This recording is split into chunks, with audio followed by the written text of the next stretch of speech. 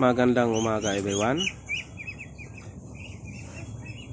Hindi ito aksidenteng video ito na dadaan sa inyong cellphone. Isang tips lang para sa may mga problema sa diabetic. Ang sakit na diabetic ay para sa akin napakadaling gamutin.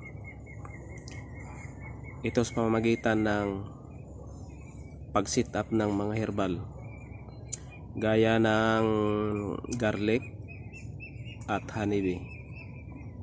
Ang proseso ng garlic ay ang ginagawa, kinukuha yung katas. At ang bawat katas ito ay napakahalaga. At ang proseso nito, sa isang kutsarang garlic liquid ay hinahaluan ito ng 8 kutsara na honeybee. So every 1 spoon na garlic liquid is equivalent of 8 spoon honeybee. Napakadali lang ang proseso. Sa isang linggo, 2 beses ka lang uminom nito, umaga hapon.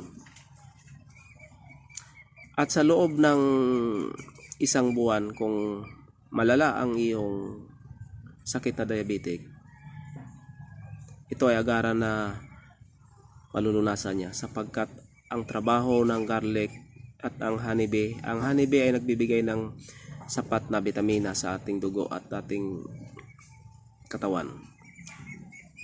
Ang garlic naman ay naglilinis doon sa mga toxic o mga baradong ugat, ay inaayos nito.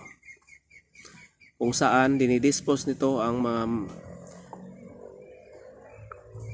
sobrang dumi ng ating dugo at mga baradong ugat, at ito inilalabas sa pamamagitan ng pawis. So napakahalaga nito para sa atin. Hindi ganon kalaki ang expenses nito para ito ay i-prepare. Mura lang sa palengke bibilhin ang bawang. At ang honeybee naman ay makakabili ka sa pharmacy. So maraming preparation na magagawa mo sa isang bote na honeybee mabibili mo. Dapat puro. So yun lang. Para doon sa may problema sa diabetic, hindi lahat ng sakit na ito ay nagagamot sa nabibili sa pharmacy, kung saan ito ay herbal preparation. Gusto nyo ng prop, mayroon akong ginawang video na sa YouTube account ko, Jayar Muraka. Makikita nyo doon ang kompletong preparation.